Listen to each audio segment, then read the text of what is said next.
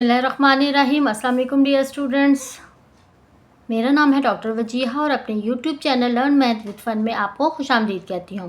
Students, आज हम अपना यूनिट नंबर 7 कोऑर्डिनेट ज्योमेट्री की एक्सरसाइज 7.2 स्टार्ट करने लगे हैं। लेकिन इससे पहले कि हम 7.2 स्टार्ट करें, एक बेसिक कॉन्सेप्ट है हमारा जो यहाँ पे मेन हमारी एक्सरसाइज में यूज़ हो रहा है कि स्लोप किससे कहते हैं। ठीक है, तो हम सबसे पहले स्लोप के बारे में पढ़ते हैं, उसको समझते हैं, देन अपनी एक्सरसाइज की तरफ मूव।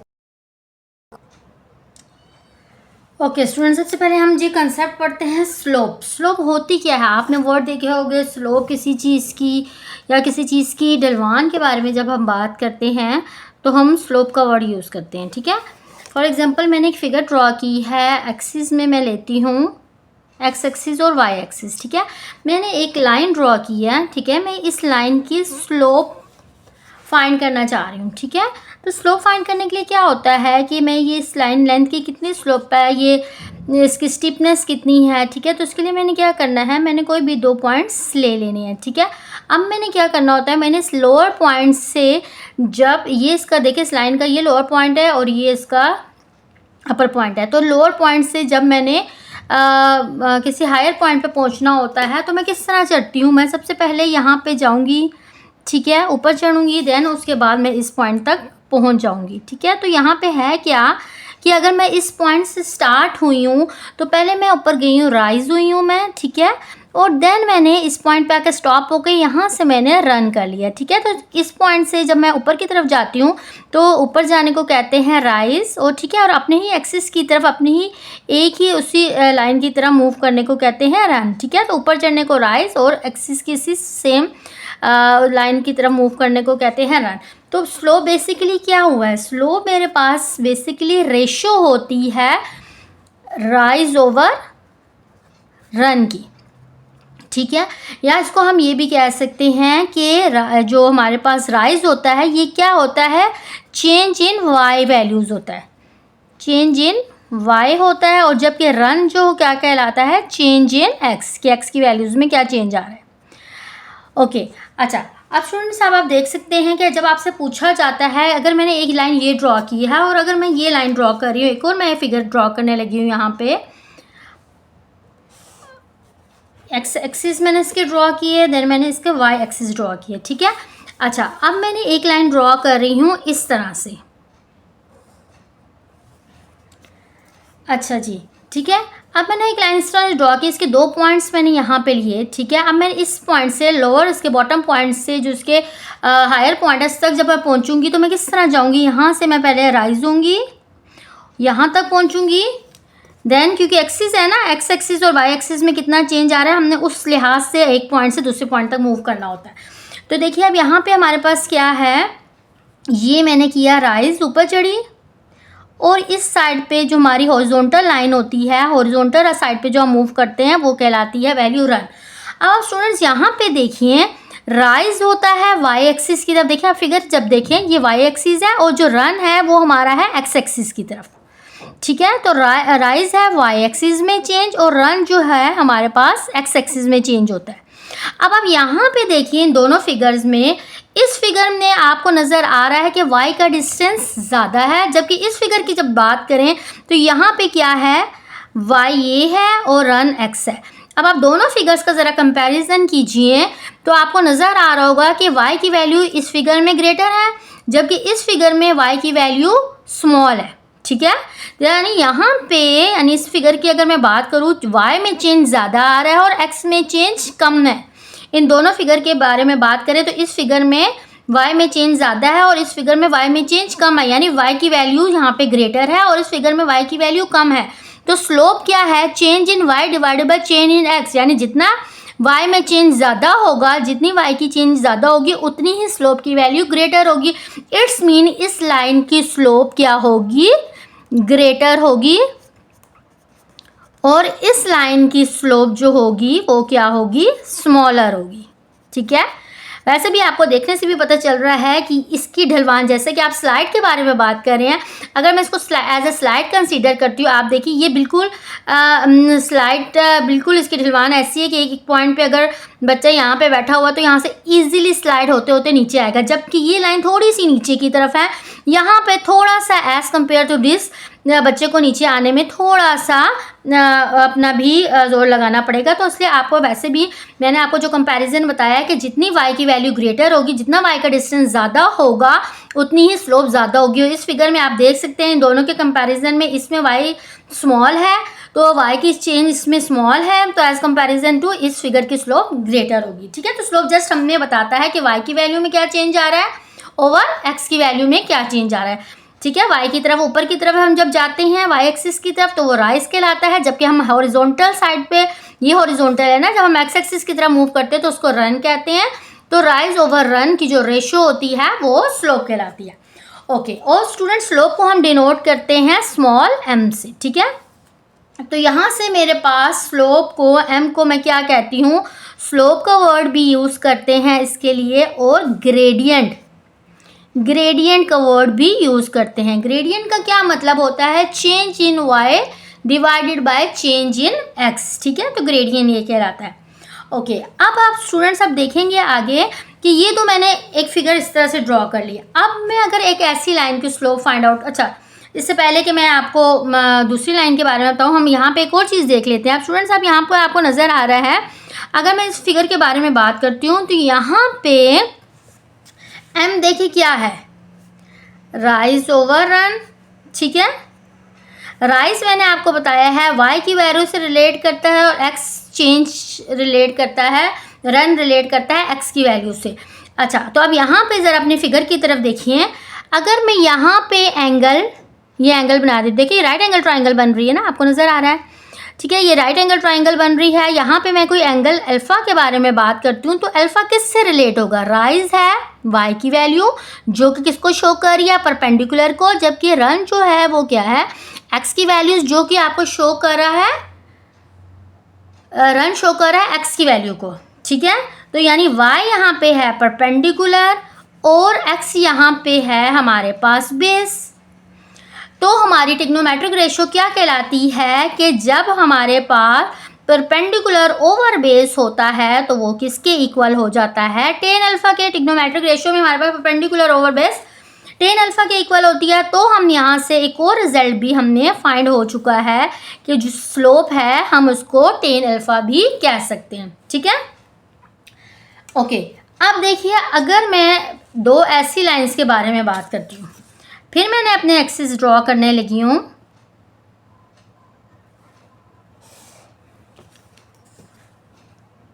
ठीक, अच्छा इससे पहले ये देखें जो हमने इससे पहले जो लाइन ली थी, जो हमने पहले लाइन कंसीडर की थी वो हमारे पास इस तरह की शेप में थी। ठीक है, एक ऐसी स्ट्रेट लाइन जो इस शेप में जा रही थी। ठीक है, अब मैं एक ऐसी लाइन लेती हूँ, इसकी स्लोप फाइंड आउट करके देखती हूँ। अगर ऐसी लाइन की अगर मैं स्लोप फाइंड आउट करना चाहती हूँ जो कि लाइन मेरे पास एक्स एक्सिस के पैरेलल है, ये देखिए ये मेरे पास एक्स एक्सिस है।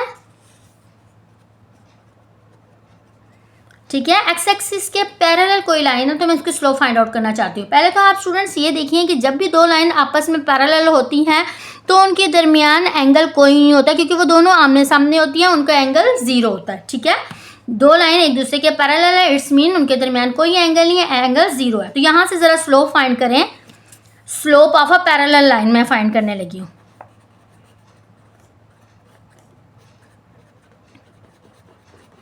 ये पैरेलल लाइन है, इसकी स्लोप मैं फाइंड करने लगी हूँ। मुझे क्या इन्फॉर्मेशन पता है कि अल्फ़ा मेरे पास ज़ीरो है। अच्छा, स्लोप क्या होता है, m जो कि इक्वल होता है टेन अल्फ़ा के।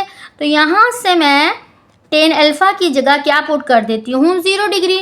ठीक है, और टेन ज़ीरो आंसर देता है 0। इट्स मीन कि अगर दो लाइंस पैरेलल हैं तो इसकी स्लोप होगी इक्वल्स टू 0।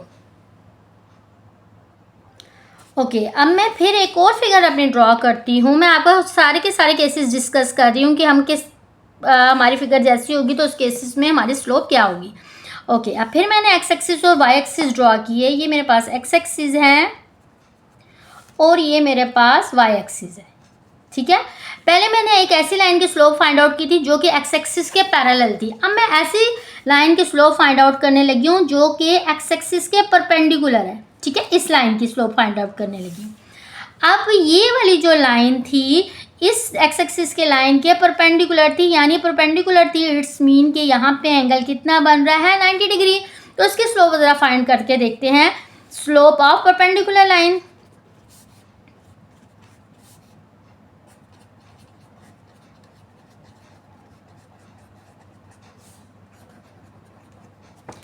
ओके अच्छा, एंगल कितना बन रहा है, एंगल बन रहा है 90 डिग्री, ठीक। इसका स्लोप हम फाइंड करते हैं, स्लोप को हम शो करते हैं m से, और m किसके इक्वल होता है tan अल्फ़ा के। तो यहाँ पे मैं पुट क्या करती हूँ, एंगल को अल्फ़ा की जगह 90 degree, tan 90 degree.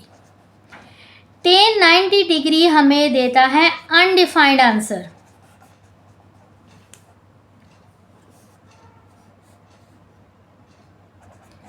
Undefined answer यानी इन्फिनिटी, ठीक। तो दो लाइंस, जब एक लाइन दूसरी एक्सिस के परपेंडिकुलर होगी तो परपेंडिकुलर लाइन की स्लोप अनडिफाइंड होगी, ठीक है। तो यहाँ से हमने क्या केसेस किए, यहाँ से हमने ये केस लिया कि अगर एक लाइन एक्स एक्सिस के पैरेलल है तो उसकी स्लोप 0 होगी, और अगर वही लाइन एक्स एक्सिस के परपेंडिकुलर होगी तो उसकी स्लोप अनडिफाइंड होगी।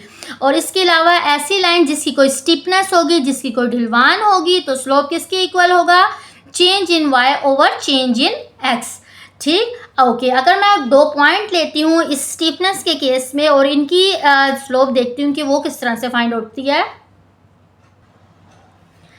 ओके अब स्टूडेंट्स फिर मैं यहाँ पे देखिए, आप एक्सिस अपने जनरेट करने लगी हूँ, एक्स एक्सिस और वाई एक्सिस।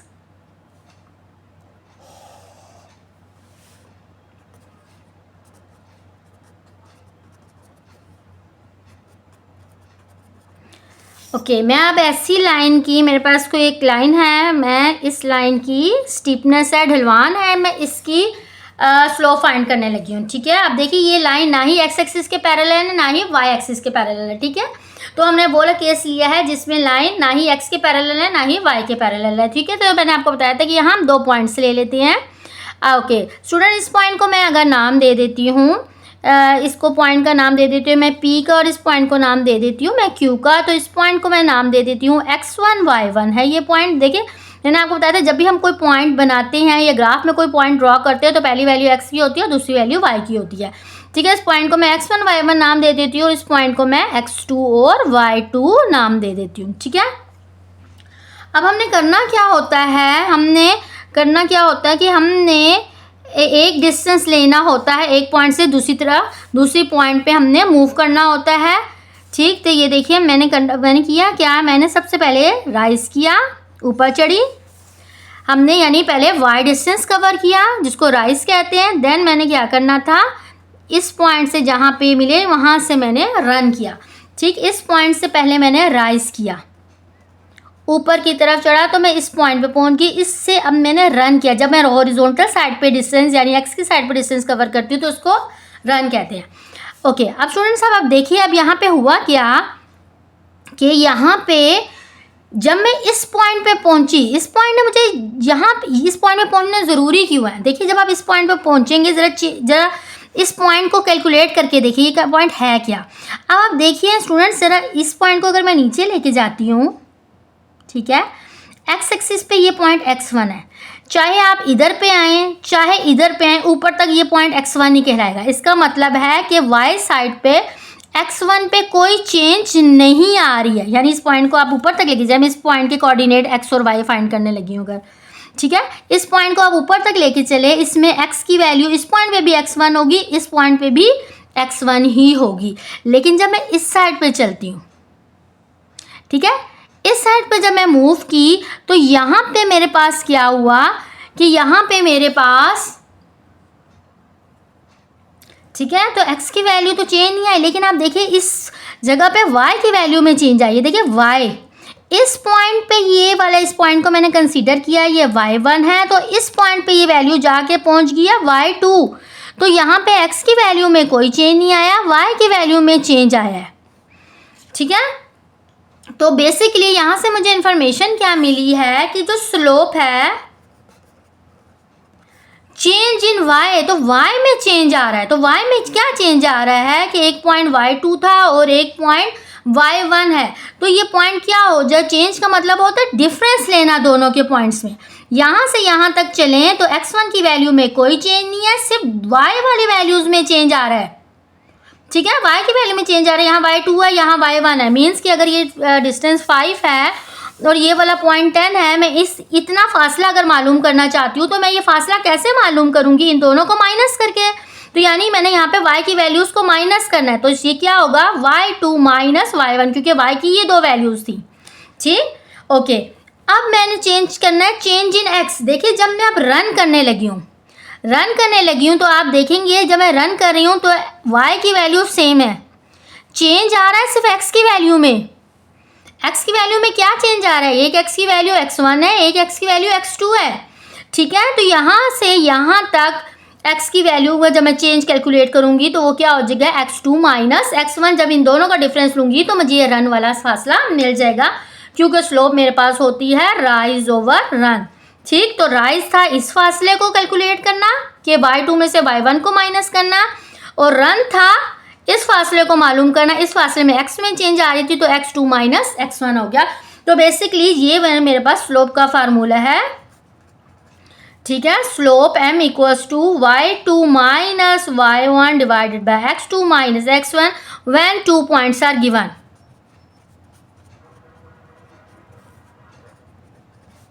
ठीक है, जब भी मुझे क्वेश्चन में 2 पॉइंट्स गिवन होंगे और मुझे कहा जाएगा स्लोप फाइंड करना, तो मैं जस्ट स्लोप का ये फार्मूला यूज करूंगी और स्लोप को फाइंड कर लूंगी।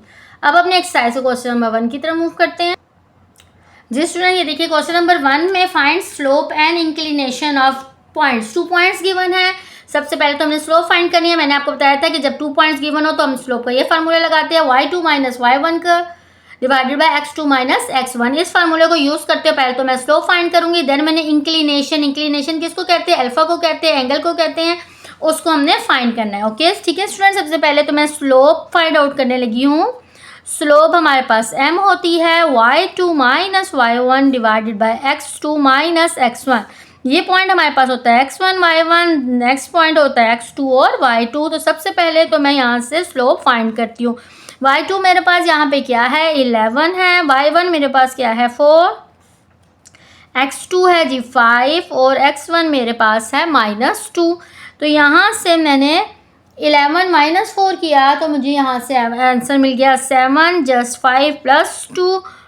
तो यहाँ से मुझे 7/7 आंसर मिला है। जब मैं 7/7 की कटिंग करूँगी तो m का आंसर मुझे मिल जाएगा 1, जो कि मेरे पास स्लोप की वैल्यू है। देन मैंने उसके बाद क्या फाइंड करना है? Inclination angle. इंक्लिनेशन हमारे पास क्या होता है? अल्फा होता है। तो ये अब हमने फाइंड करना है।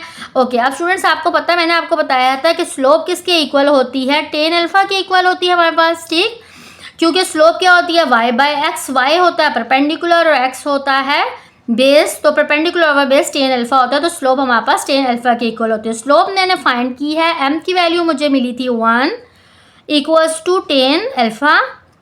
मैं करूँगी क्या? tan को दूसरी तरफ ले आऊँगी तो tan इनवर्स में चेंज हो जाएगा। तो मैंने जब tan इनवर्स लेना है 1 का, तो यहाँ से मुझे tan इनवर्स तो 145 आंसर देता है। तो यहाँ से इंक्लिनेशन मैंने अल्फा को भी फाइंड आउट कर लिया है। जी स्टूडेंट्स, नेक्स्ट पार्ट मैंने लिखा है फिर। हाँ जी, हमारे पास 2 पॉइंट्स है। सबसे पहले तो हम फाइंड करने लगे हैं स्लोप। स्लोप होती है m के equal y2 minus y1 divided by x2 minus x1। Okay, y2 x1 y1 x2 y2। y2 जी हमारे पास क्या है? 7 minus -2 divided by x2 2 minus 3। ठीक है, ये मुझे आंसर क्या देंगे? 7 प्लस 2 और नीचे से मुझे आंसर मिल गया -1। तो यहाँ से m का आंसर 9/-1 यानी -9। स्लोप की वैल्यू मुझे मिल गई है -9। अब मैंने क्या फाइंड करना है? मैंने फाइंड करनी है इंक्लिनेशन।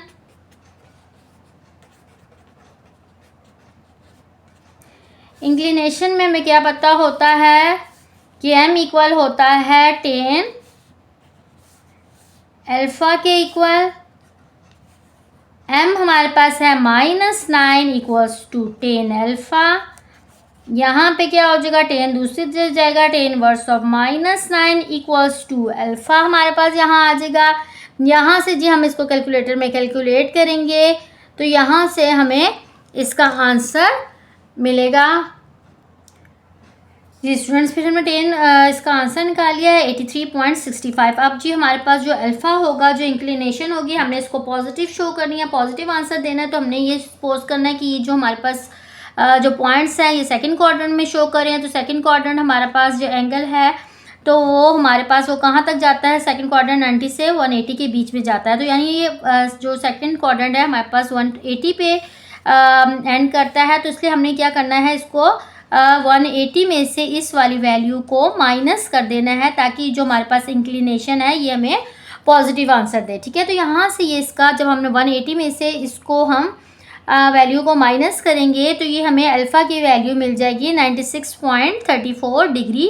ठीक, और एंड में जी मैंने अब क्या करना है कि इस डिग्री को मैंने चेंज कर देना है टोटल आंसर, क्योंकि मुझे डिग्री में गिवन है तो मैंने इसको मिनट्स और सेकंड में कन्वर्ट कर सकती हूँ, क्योंकि आपको नज़र आ रहा है कि इसमें डेसिमल पार्ट भी है।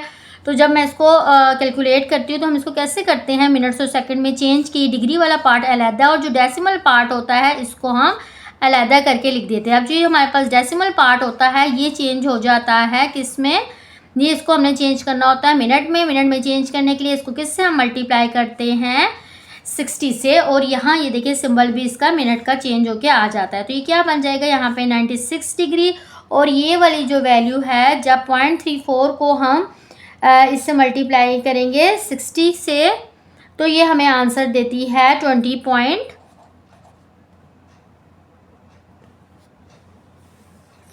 ठीक डैश। तो इसको हम फिर अब हम क्या करेंगे कि इन दोनों को हम लिख लेंगे ऐसे 96 डिग्री और 20 डैश करके, और यहाँ से हम इंक्लिनेशन का आंसर भी हमें मिल गया है।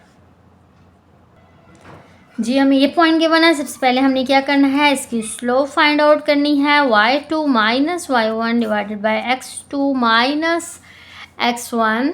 ठीक, तो यहाँ से सबसे पहले मेरे पास y2 की मैं वैल्यू पुट करती हूँ, y1 की divided by x2 minus x1।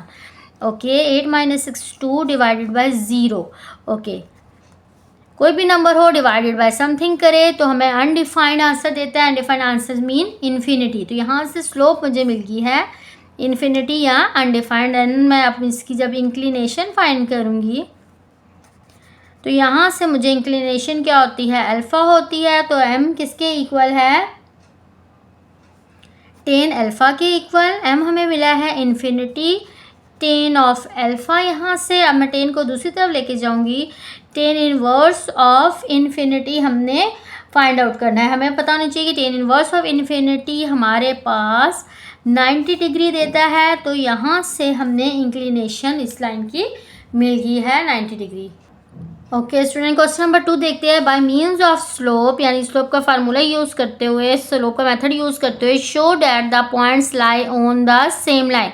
आपने शो करना है जो तीनों पॉइंट्स है ये तीनों के तीनों सेम लाइन पे ही आ रहे हैं। ठीक है, ओके ये देखिए स्टूडेंट्स, अगर ये तीनों पॉइंट्स एक ही लाइन के ऊपर है, जैसे ये पॉइंट ए है, ये पॉइंट बी है, ये पॉइंट सी है, कहा क्या जा रहा है कि हमें स्लोप के फार्मूले से शो करके बताया कि तीनों पॉइंट्स एक ही लाइन के ऊपर आ रहे हैं। तो हम कैसे शो करेंगे, देखिए अगर ये तीनों पॉइंट्स एक ही लाइन के ऊपर आ रहे हैं और हमने देखिए क्या करना है, हमने पहले ए और बी इन दो पॉइंट्स को यूज़ करते हुए उनकी स्लोप फाइंड आउट करनी है। ठीक, देन मैंने बी और सी के दरमियान इन दो पॉइंट्स पे स्लोप का फार्मूला यूज़ करते हुए इन दो की स्लोप इन पॉइंट्स की स्लोप फाइंड कर लेनी है।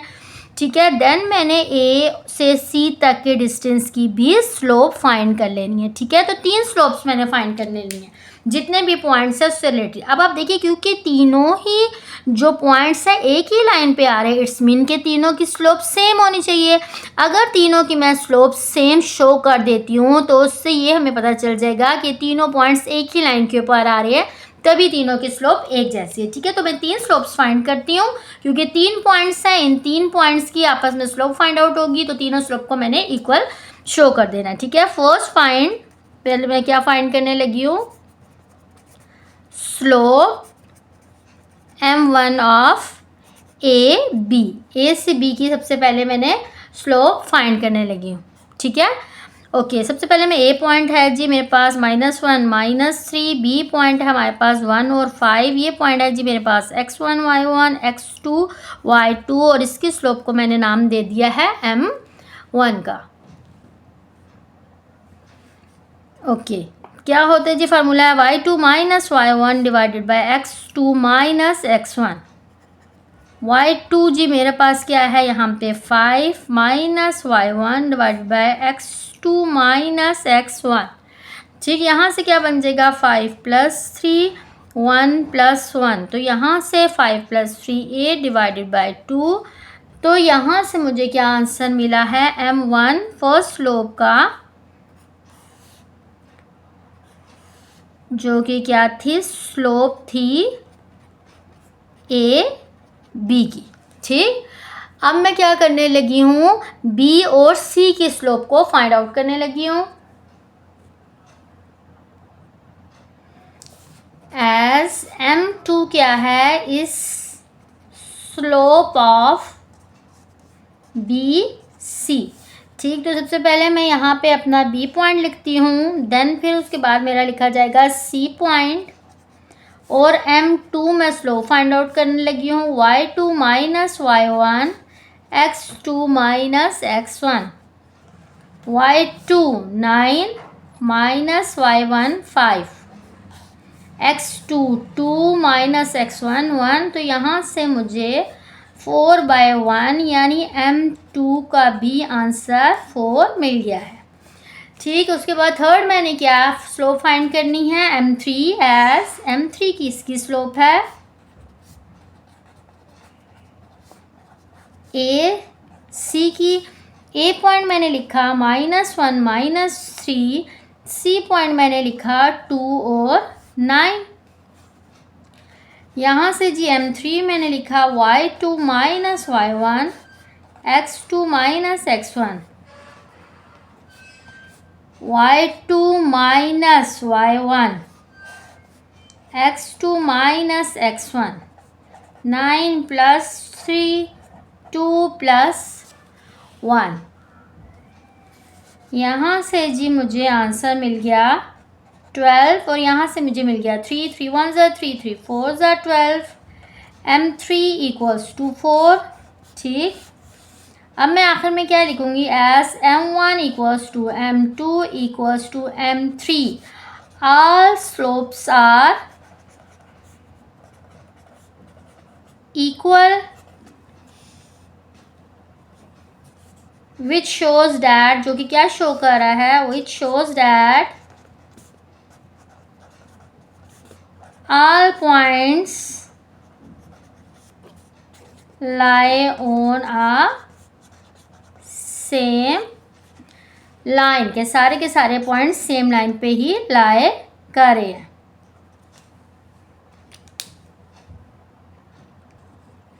ओके, इसी तरह यहाँ पे भी हमने यही तीनों पॉइंट्स लिए हैं जी, P है, Q है और R है। तो एज क्या है जी, m1 इस स्लोप है किसकी, स्लोप ऑफ PQ की। तो m1 में फाइंड करने लगी हूँ y2 minus y1 divided by x2 minus x1।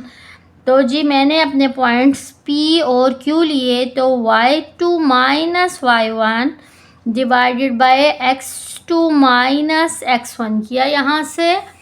तो ये मुझे क्या आंसर देता है, इसने मुझे ऐड होके और यहाँ से इसमें मुझे आंसर मिल गया है 3।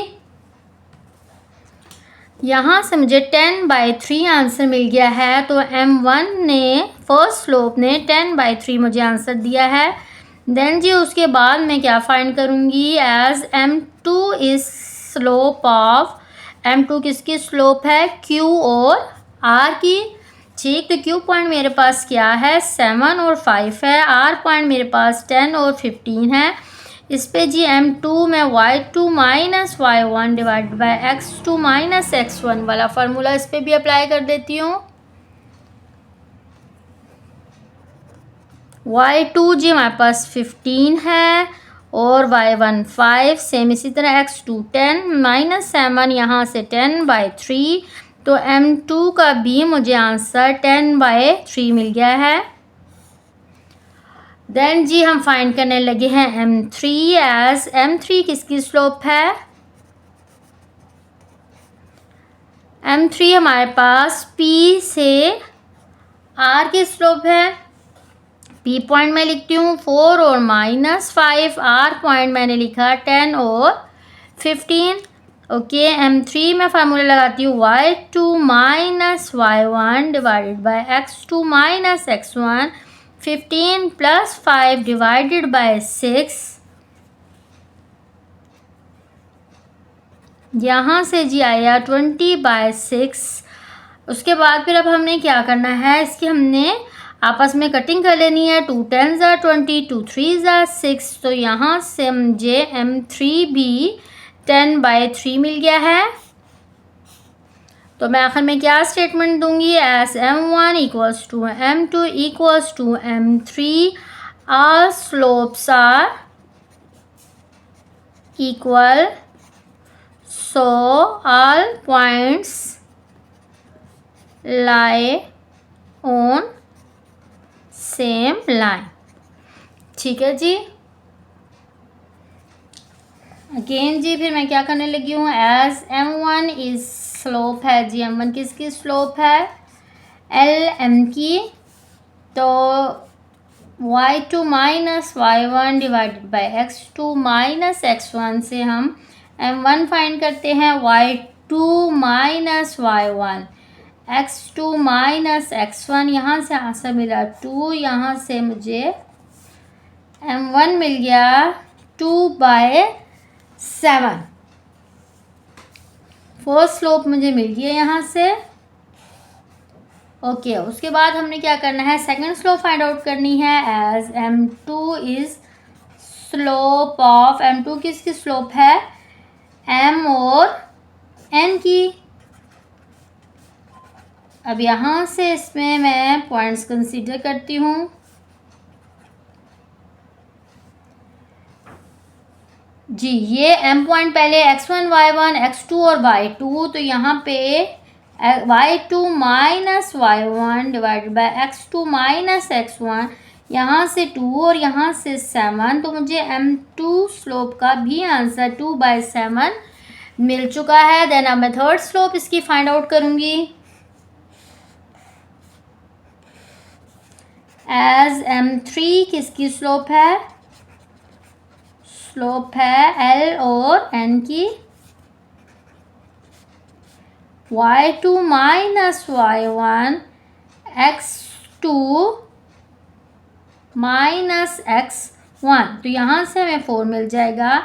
यहाँ से हमें 10 प्लस 4 मिला, तो 4/14, 2 2s are 4, 2 7s are 14। तो यहाँ से हमने M3 का आंसर भी 2/7 मिल चुका है। तो यहाँ पे भी तीनों स्लोप्स इक्वल आ चुकी हैं। तो यहाँ पे भी मैं क्या दूंगी कि statement M1 equals to M2 equals to M3 are slopes are equal.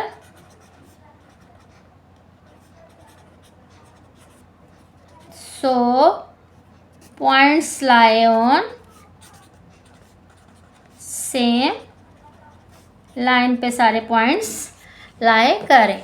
Okay, ठीक है। इसके बाद जी इस क्वेश्चन का हमारा लास्ट पार्ट रह गया है। लास्ट पार्ट की तरफ चलते हैं, जिसका हमारा फोर्थ पार्ट है। इसमें जी हमें x की वैल्यू दी जा रही है a और 2b। नेक्स्ट y का पॉइंट मुझे दिया जा रहा है c और a प्लस b। और तीसरा पॉइंट z का है जी मेरे पास 2c और 2c माइनस a और 2a। अच्छा जी, सबसे पहले मैं क्या करने लगी हूँ, M1 फाइंड करने लगी हूँ। As M1 is slope of x y. Okay, पहले मैं x का पॉइंट यहाँ पे लिख लेती हूँ a और 2b। देन y का पॉइंट लिखती हूँ c into a plus b। ये पॉइंट है जी x1 y1 x2 and y2 है ये पॉइंट मेरे पास। M1 जी xy2 minus y1 x2 minus x1। Okay, y2 a plus b minus y1 2b x2 minus x1। अच्छा जी, अब स्टूडेंट्स यहाँ से देखिए, ये ए है, ये दोनों भी आपस में सॉल्व होकर हमें आंसर दे देंगे -b। ठीक, तो यहाँ से हमें अपने फर्स्ट पॉइंट की स्लोप मिल गई है a - b और c - a।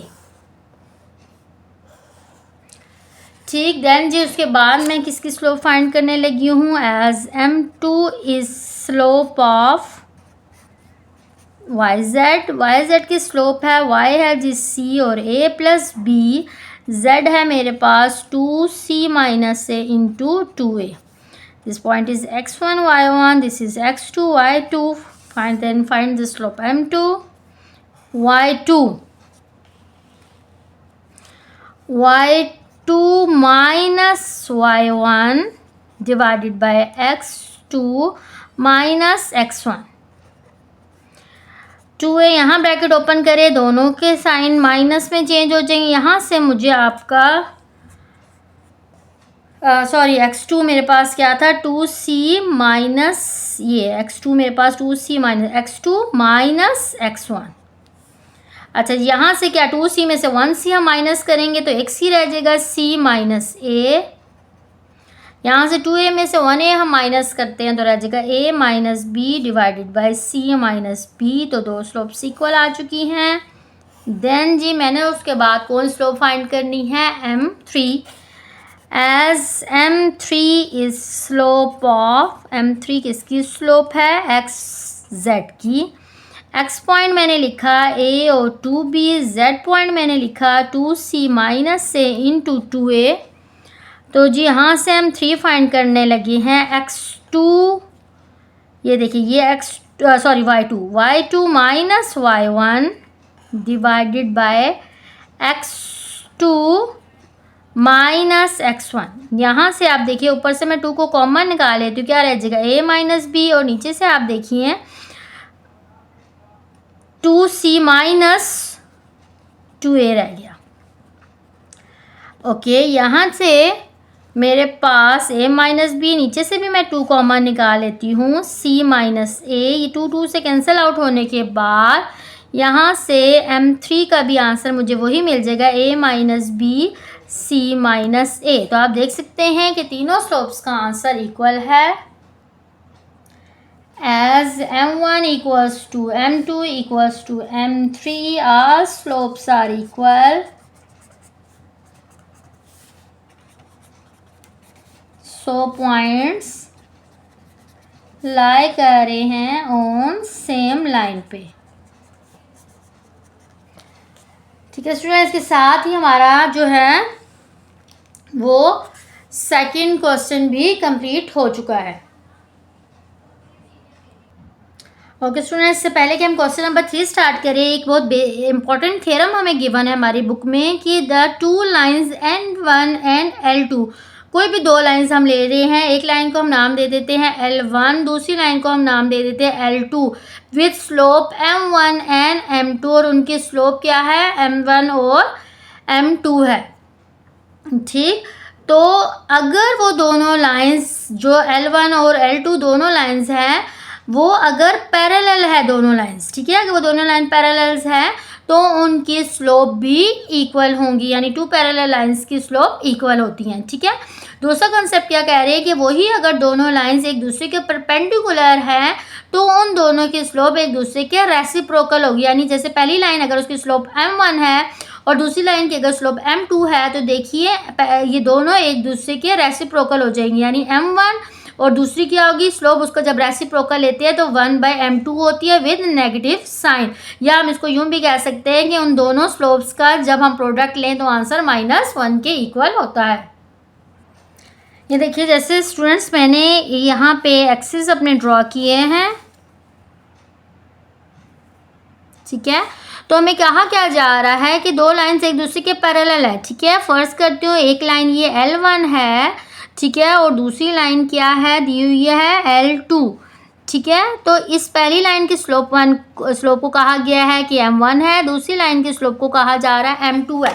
अब देखिए स्टूडेंट्स, अगर ये दोनों लाइन पैरेलल है, इट्स मीन के इन दोनों के दरमियान कोई एंगल नहीं बन रहा, तो यहाँ ये इन्फॉर्मेशन दी गई है कि इफ़ अगर 2 लाइन्स जो है पैरेलल है, ठीक है, पैरेलल है, तो उन दोनों के स्लोप्स आपस में क्या होंगी, इक्वल होंगी। टू पैरेलल लाइंस की स्लोप आपस में इक्वल होती है, लेकिन इसके कंपैरिजन में अगर दो लाइंस परपेंडिकुलर है, ठीक है, ठीक, एक लाइन मैं कहती हूँ कि हमारे पास इस रुख में ड्रॉ हुई है, ठीक है, इस लाइन को मैंने L1 का नाम दे दिया है। दूसरी लाइन मैंने कहा कि इस रुख में ड्रॉ हो रही है L2, यानी दोनों लाइंस परपेंडिकुलर आ रही हैं, तो इसकी स्लोप M1 है, इस लाइन की स्लोप M2 है। तो उन्होंने कहा है कि अगर टू लाइंस जो है, if two lines are perpendicular, तो थ्योरम हमें यहाँ पे प्रूफ नहीं किया गया, जिसकी स्टेटमेंट दी गई है कि उन दोनों की जो स्लोप का प्रोडक्ट होगा वो -1 के इक्वल होगा, या इसको हम इस तरह भी लिख सकते हैं कि एक की स्लोप दूसरे की स्लोप के रेसिप्रोकल होगी विद नेगेटिव साइन के, ठीक है। या बेसिक हम कॉन्सेप्ट यही यूज़ करते हैं कि इन दोनों के प्रोडक्ट -1 के इक्वल है। अब इसको यूज़ करते हो अपने एक्सरसाइज का क्वेश्चन नंबर 3 को सॉल्व करते हैं। ओके स्टूडेंट्स, ये देखिए हमने के को फाइंड करना है। कैसे फाइंड करना है, वो ये कह रही है कि एक लाइन बन रही है जो कि ए और बी को ज्वाइन करने से बनेगी, यानी ए और बी को जब मैं लाइन को ज्वाइन करूंगी तो उस लाइन की कोई स्लोप बनेगी, और दूसरी जो एंड द लाइन ज्वाइनिंग, और दूसरी जो लाइन बन रही है सी और डी को ज्वाइन करने से बन रही है, ठीक है, यानी एक्सिस कोई भी ड्रॉ किए हुए हैं, ठीक है। उन्होंने कहा है कि अगर ये दोनों लाइंस आपस में पैरेलल है, मीन्स के इस तरह से कोई लाइन बन रही होगी। मैं कह देती हूँ जी एक पॉइंट ए है और एक पॉइंट बी है, ठीक है, एक लाइन ये बनेगी इन दोनों को ज्वाइन करने से, इस लाइन को L1 कह देते हैं, तो उसकी स्लोप क्या कहलाएगी, M1 कहलाएगी। दूसरी उन्होंने कहा है कि एक लाइन बन रही है C और D को पॉइंट्स को ज्वाइन करने से, ठीक है। ये ग्राफिकल फिगर जस्ट क्योंकि ये तो मुझे फाइंड नहीं है, मैं जस्ट वैसे ही आपको रैंडम ड्रॉ करके बता रही हूँ। ये दूसरी लाइन L2 है, इसकी स्लोप को M2 कहा जा रहा है। तो ये कह रहे हैं तो अगर ये दोनों लाइंस पैरेलल हैं तो उसको पैरेलल की कंडीशन लगा के को फाइंड आउट करें, ठीक है। इस क्वेश्चन के लिए मैंने दोनों केस डिस्कस करने हैं।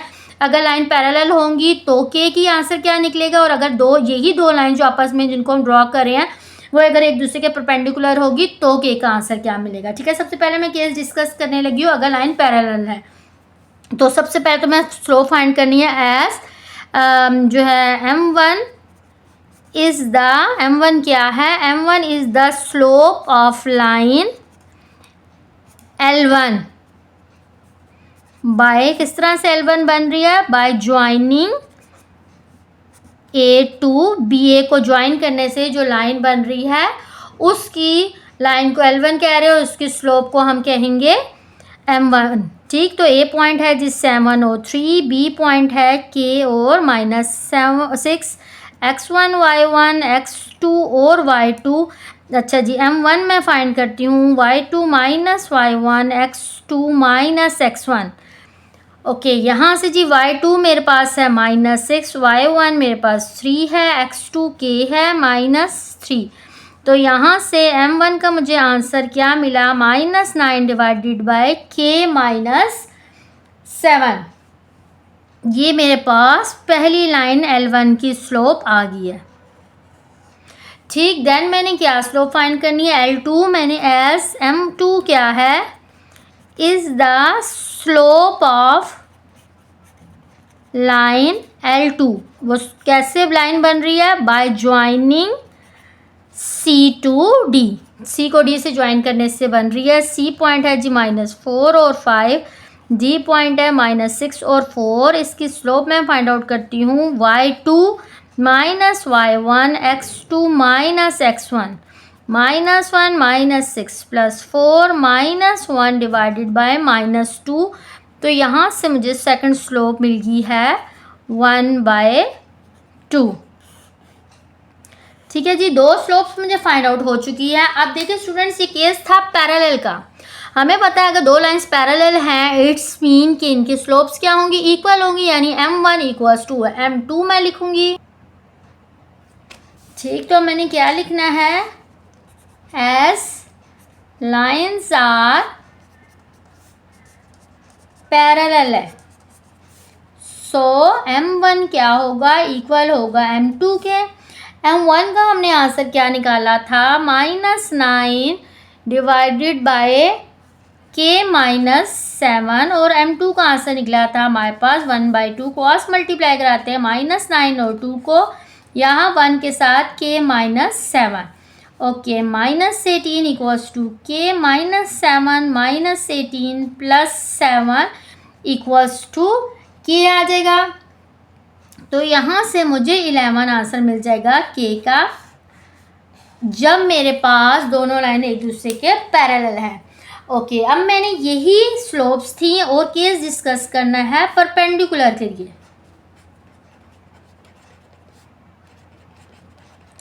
परपेंडिकुलर के लिए यानी दो स्लोप्स, दो लाइंस अगर परपेंडिकुलर है तो हम कहेंगे क्या, as lines are perpendicular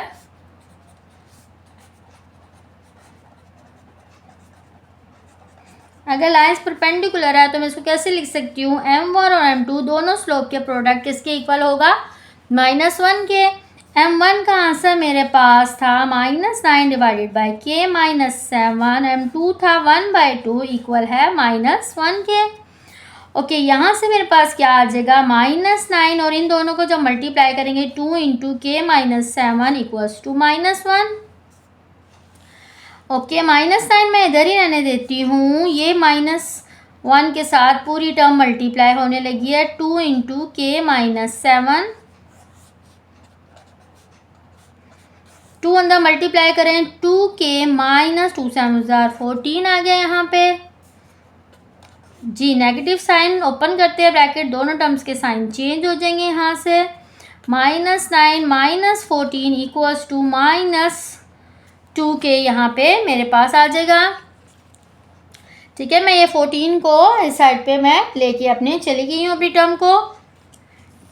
okay, then ये जी हल हो के मुझे आंसर इसने क्या दिया, -23 इक्वल्स टू -2 के, यहाँ से मैं आंसर मिला अब जी -23 डिवाइडेड बाय -2 इक्वल्स टू के। नेगेटिव साइन आपस में कैंसिल आउट होंगे तो 23 डिवाइडेड बाय 2 आंसर आएगा के का, जब दोनों लाइंस एक दूसरे के परपेंडिकुलर होंगी। ओके स्टूडेंट, देखिए क्वेश्चन नंबर 4 मैंने लिखा है यूजिंग स्लोप। स्लोप का ही फार्मूला यूज़ करना है। शो हमने करना है कि जो ट्राइंगल है, ट्राइंगल इस फिगर में बनेगी ABC 3 पॉइंट्स से, मैंने आपको कल भी बताया था 3 पॉइंट्स होते हैं तो एक ट्राइंगल भी बनती है। यहाँ ट्राइंगल कहा जा रहा है कि हमें ये शो करना है कि ये राइट एंगल ट्राइंगल है। अरे स्टूडेंट, जस्ट यहाँ पे 3 पॉइंट्स मुझे गिवन है। अब मैंने क्या करना है, ये फिगर बनाना कंपल्सरी नहीं है, जिसमें आपको समझाने के लिए ड्रॉ कर रही हूँ, क्योंकि हमने यहाँ पे शो क्या करना है कि ये एक राइट एंगल ट्राइंगल है। अब आपको पता है कि राइट एंगल ट्राइंगल है, राइट एंगल ट्राइंगल तब बनती है जब 90 डिग्री बनेगा। 90 डिग्री अगर बन रहा है इसका मतलब है कि दो लाइंस एक दूसरे के परपेंडिकुलर है। 90 डिग्री तभी बनता है ना कि जब दो लाइंस एक दूसरे के परपेंडिकुलर हो, वही 90 डिग्री बनता है। अगर दो लाइंस एक दूसरे के परपेंडिकुलर हैं होंगी, अगर हमने ये शो करना है कि राइट एंगल ट्राइंगल है, इट्स मीन दो लाइंस एक दूसरे के परपेंडिकुलर हैं। अगर वो परपेंडिकुलर हैं तो इट्स मीन कि उन दोनों स्लोप्स का प्रोडक्ट -1 के इक्वल होगा।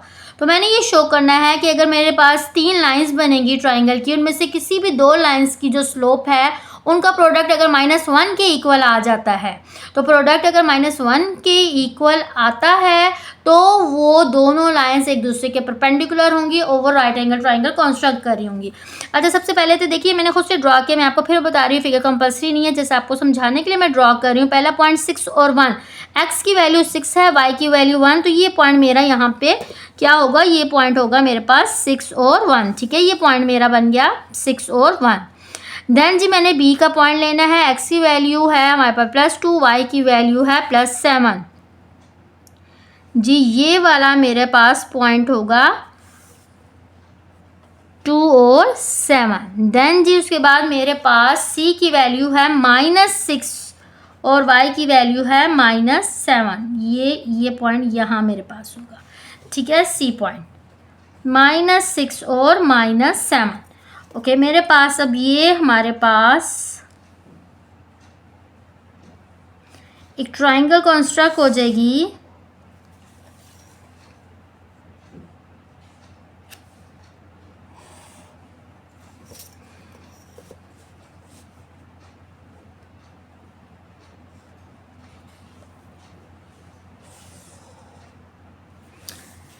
ठीक है जी।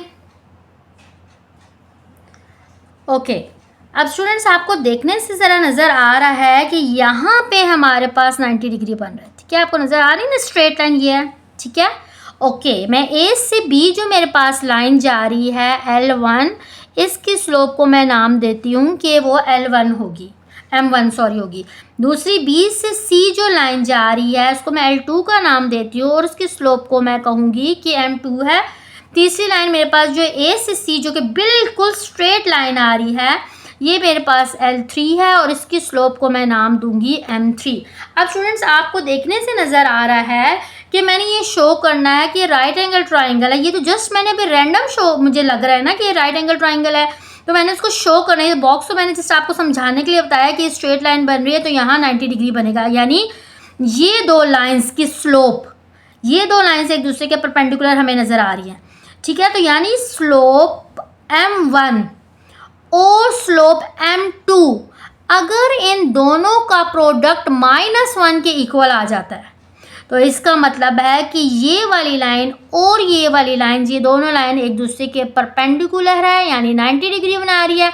अगर वो 90 डिग्री बना रही है तो वो राइट एंगल ट्राइंगल होगी। यानी आपके पास फिगर बनाने का मकसद ये था कि हमारे पास 3 स्लोप्स थी, हमें फिगर के बगैर ये बात समझ नहीं आ रही थी कि किन दो स्लोप्स का प्रोडक्ट हमने आंसर -1 देगा। तो फिगर बनाने से मुझे नज़र आ रहा है, फिगर ये मुझे शो कर रही है कि ये बिल्कुल एक स्ट्रेट लाइन है, इसके ऊपर ये लाइन है, तो इन दोनों का प्रोडक्ट -1 के इक्वल आना चाहिए। ठीक है, तो मैं सबसे पहले कौन सी लाइन की, मैंने लाइन ए M1 की स्लोप फाइंड करती हूँ जो कि लाइन ए और बी की है। ठीक है, as M1 is the slope of line A B की। ए पॉइंट है जी हमारे पास 6, 1, बी पॉइंट है जी मेरे पास 2 और 7। मैं M1 फाइंड करने लगी हूँ, y2 - y1, x2 - x1, y2 7 - 1, 2 - 6, यहाँ से 6/-4 मुझे इसका आंसर मिलेगा।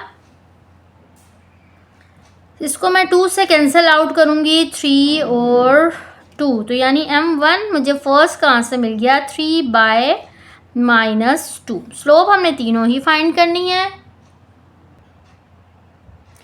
अच्छा जी, उसके बाद क्या था, एस M2 किसकी थी, slope M2 is slope of BC। Okay, B point हमारे पास क्या गिवन है, बी पॉइंट जी हमारे पास जो गिवन है वो है 2 और 7, और जो हमारे पास सी पॉइंट है वो गिवन है -6 और -7। तो M2 जी हम y2 - y1, x2 - x1, -14/-8, minus से कैंसिल आउट होने के बाद 6/4 में आंसर दे देगा M2 का 7/4। ठीक, देन उसके बाद हमने थर्ड स्लोप फाइंड करनी है, M3 इज स्लोप ऑफ जी। अब देखिए आप, M3 हमारे पास किसकी स्लोप थी, ए और सी की स्लोप थी।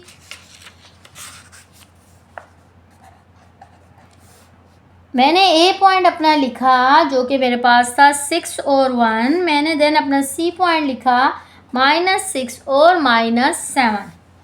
M3 फाइंड करते हैं जी, y2 - y1 divided by x2 - x1, -8 divided by -12, minus से कैंसिल आउट हो गया, 4 के टेबल से कटिंग करते हैं, 4 2 8, 4 3 12, M2 का आंसर मिल गया 2/3। अच्छा, अब स्टूडेंट्स ये देखिए, मैं सामने तीनों स्लोप्स लिखती हूँ।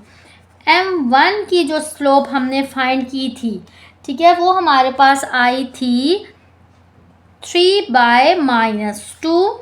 M2 स्लोप हमें मिली 7/4, और सॉरी M3 स्लोप थी ये, M3 जो थी मेरे पास 2/3। अगर मैं फिगर ना भी ड्रॉ करती तो आपको देखने में भी नज़र आ रहा है कि M1 और M3 का जब मैं प्रोडक्ट करूँगी तो ही आंसर -1 आएगा।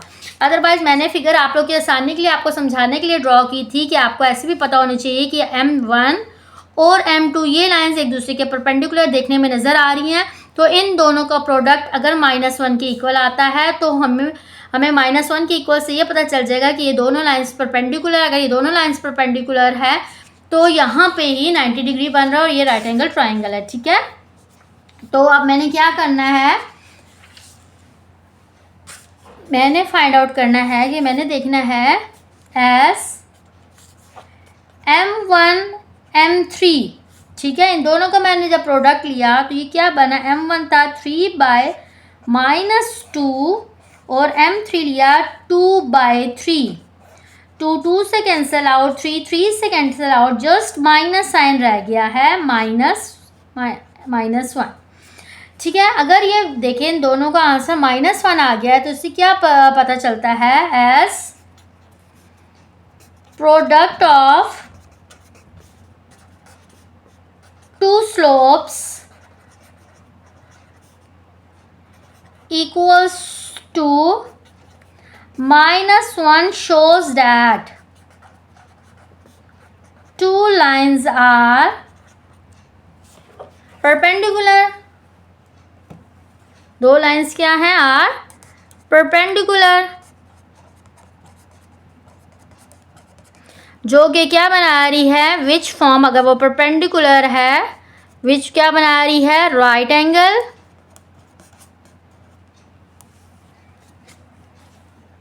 ट्राइंगल, ठीक है।